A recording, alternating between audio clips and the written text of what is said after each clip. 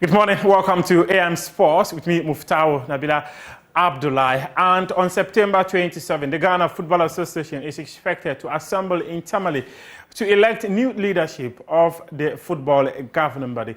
One person who wants to become the president of the Ghana Football Association is George Afriyie. However, Dr. Nyaho-Tamakloe, a board member of Accra House of Folk, a former chairman of the Ghana Football Association, says that George Afriyie is not qualified to contest and occupy the position of president of the Ghana Football Association. He was speaking on Prime Take.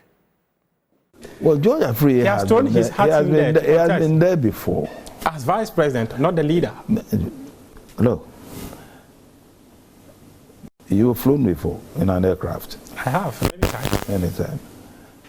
In fact, some airlines that fly long routes, not just the co-pilot. The longest flight I've had was 18 hours.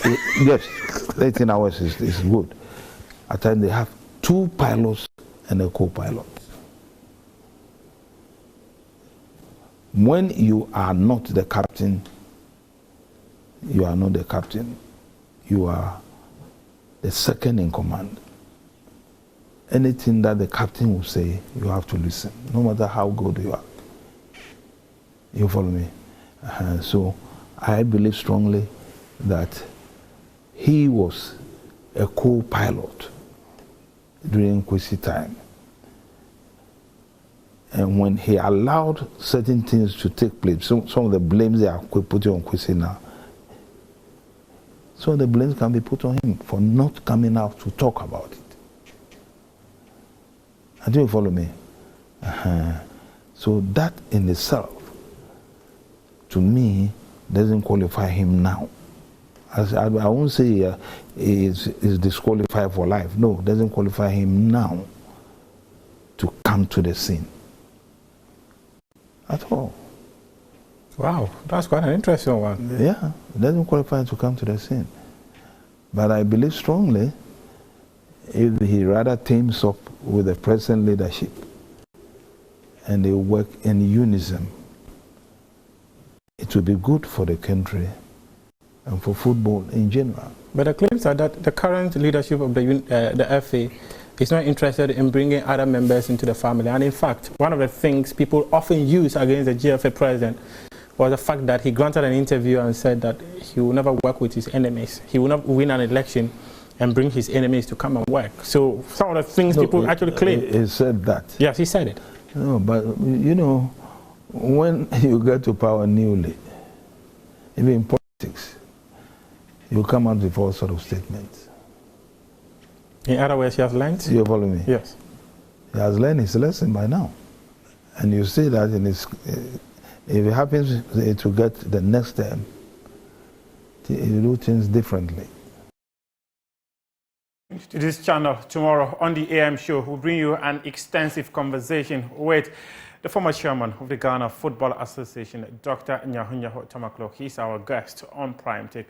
Now let's hear from President Kate Okreko, and he says that there are structures in place that are supposed to help with referee in the country. Many people actually say one of the cancers that has affected Ghana football is poor referee, and he says his administration is putting everything in place to ensure that referee in the upcoming Ghana football season is a success. Implement the following, again, to enhance the act of refereeing. 1, to give all first-tier referees and assistant referees access to the FIFA Red.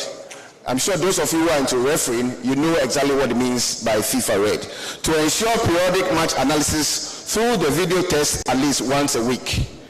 Again, it is the determination of the FA to use written test results as part of the key criteria for promotion and demotion of referees. It's also important to note that the FA is very, very committed towards ensuring that referees' indemnity are paid promptly. Indeed, I would say with all the smiles on my face that at the moment we do not owe any Premier League referee. Going into the new season, The Football Association intends to make weekly payments to all our GPA referees. Weekly payments. Indeed, we would also be providing 3 sets of uniforms to all our GPA referees going into the new season.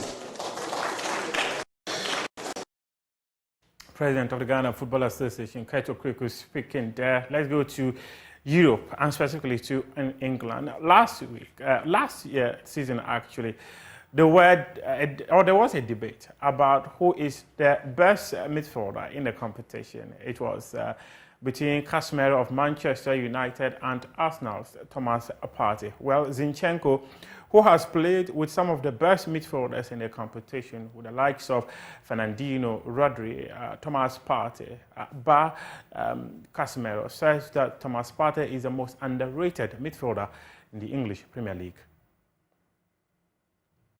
Player in your eyes in the Premier League? I think Thomas Partey. Really? Yes. Is he better than Casemiro for you? He's absolutely world-class player as well, Casemiro. Five Champions League say about, but for me, if you want me to choose one, Thomas Partey. Oh, thank you very much. I had debate in my head. Yeah.